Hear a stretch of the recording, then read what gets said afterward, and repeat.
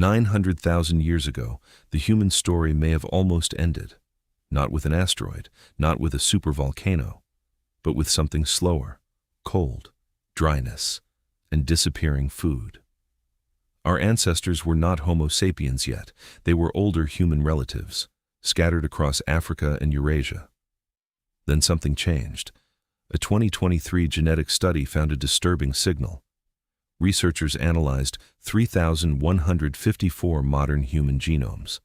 They used a method called FitCol. It reads population history from patterns in DNA. And the pattern looked catastrophic. The model estimated a massive ancestral population collapse. It began around 930,000 years ago and ended around 813,000 years ago. That is roughly 117,000 years of danger. The inferred effective breeding population fell dramatically to around 1,280 individuals, not 1,280 humans alive. That number means effective breeding population size. The real headcount could have been larger, but genetically, the lineage became frighteningly small. Imagine an entire ancestral population reduced to one neighborhood. Then imagine that neighborhood surviving for thousands of generations. Why would this happen? The timing lands inside a brutal climate transition. Earth's glacial cycles were becoming longer and stronger. Cold phases stretched farther. Africa became drier in many regions. Forests shrank. Grasslands expanded. Reliable water became harder to find. For a human ancestor, climate was not background scenery. It decided where food existed, where animals moved, and where children survived.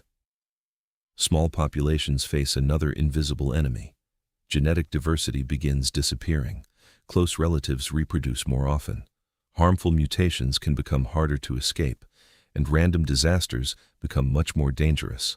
One drought can destroy a group. One disease can erase another. So how did the lineage survive? We do not know.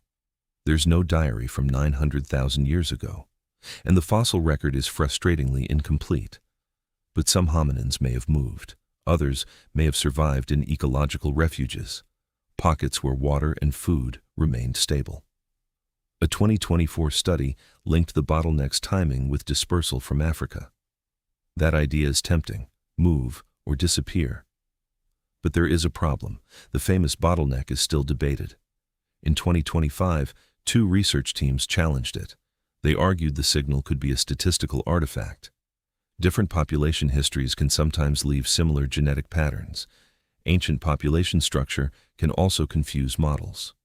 So, the number 1,280 is not a census, and the near-extinction story is not settled fact. Then, in 2026, the original research group responded. They tested FitCol against billions of simulations. They argued the severe bottleneck signal still holds. They also pointed to fossil and climate evidence. So, what actually happened? The safest answer is uncomfortable. Something unusual may have happened to our ancestors, but scientists are still arguing about its shape. Maybe there was a true population crash. Maybe ancient groups were structured in a misleading way. Maybe reality was messier than either model. Yet one fact remains strange.